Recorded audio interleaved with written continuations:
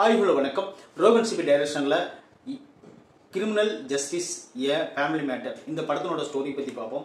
இது வந்து ஒரு வெப் சீரிஸு, 3 வெப் சீரிஸ் தான் இதை வந்து விட்டுருக்குறாங்க. இதில் வந்து நீங்கள் பார்த்தீங்கன்னா ஒரு 1.25 மணி நேரம் இருந்தால் போதும். இந்த 3 வெப் சீரிஸை நீங்கள் பார்த்துடலாம். ஆவரேஜாக இந்த வெப் சீரிஸ் வந்து ஒரு 35-40 நிமிஷத்துக்குள்ள தான் இருக்குது. இந்த வெப் சீரிஸினுடைய ஹீரோ யாருன்னு பார்த்தீங்கன்னா பங்கஜ் திருப்பதி. இந்த படத்தில் வந்து அவர் வக்கீலாக வருவார். அவர் வந்து ஒரு அநியாயமான கேஸுக்கு தான் ஆதாடி அவர் வந்து பெரிய வக்கீல் அப்படிங்கிறத காட்டிக்குவார். இந்த படத்தில் வந்து முகமது நடிச்சிருப்பார். அவர் வந்து யாருன்னு பார்த்தீங்கன்னா அவர் தான் இந்த படத்தினுடைய லீட் ரோல் எடுத்து நடிச்சிருப்பார். அவருக்கு வந்து ஒரு மனைவி இருப்பாங்க, அவங்களுக்கு வந்து ஒரு மகள் இருப்பாங்க. அவங்க வந்து ஒரு பேஷண்ட்டு, மன ரீதியாக பாதிக்கப்பட்ட ஒரு பேஷண்ட்டு. அவங்களுக்கு வந்து ஒரு அஃபேர் இருப்பாங்க. அந்த அஃபேர் தான் இப்போ வந்து அந்த பிளாட்டில் கொலையாக இருப்பாங்க.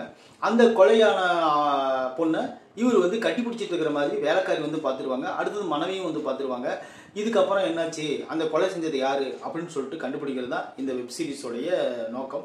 இப்போ வந்து 3 பார்ட்டு மட்டும்தான் இதில் வந்திருக்கு.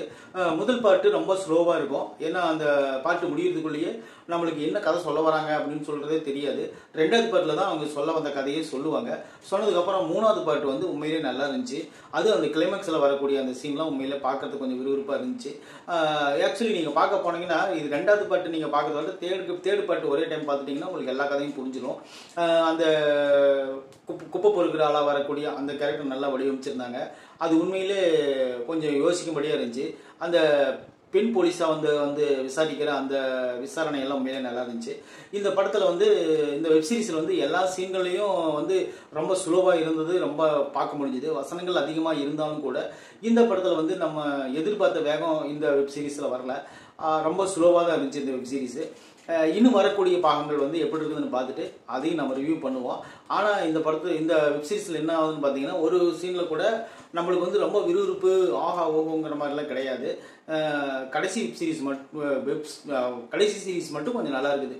அந்த எபிசோட் உண்மையில பார்க்கறதுக்கு ஓரளவுக்கு நல்லா இருக்குது. கொலையாளி இவங்க தான் அப்படின்னு சொல்லிட்டு யூகிக்க முடியாத அளவுக்கு 3-4 பேர்த்த காட்டுறாங்க. 4 பேருமே நியாயமான ஒரு கோரிக்கையோடு தான் இருக்கிறாங்க. ஏன்னா அந்த கடைசியாக வரக்கூடிய அந்த கேரக்டர் ரொம்ப வித்தியாசமான கேரக்டராக காட்டுறதுனால அடுத்த எது நடக்க போகுது அப்படிங்கிறது சொல்லி முடிச்சிருக்கிறாங்க. இந்த படத்தில் மெயினாக சொல்ல வேண்டிய விஷயம் என்னென்னு பார்த்தீங்கன்னா அந்த பெண் போலீஸுடைய ஹஸ்பண்டாக வரக்கூடியவர் அடுத்த வரக்கூடிய எபிசோடுக்குள்ள ஒரு விசாரணைக்கு இறங்குவார்னு நினைக்கிறேன். அப்போ இன்னும் நல்லா விறுவிறுப்பாக இருக்கும் அப்படின்னு சொல்லி நினைக்கலாம். இப்போ வந்திருக்கிற அந்த 3 எபிசோட்லையும் ஒரு முதல் 2 எபிசோடை விட 3வது எபிசோடு நல்லாவே இருக்குதுன்னு நினைக்கலாம். இந்த ரிவ்யூ பிடிச்சதுன்னா கண்டிப்பாக நம்ம சேனலை சப்ஸ்கிரைப் பண்ணி வச்சுக்கோங்க. தேங்க்யூ.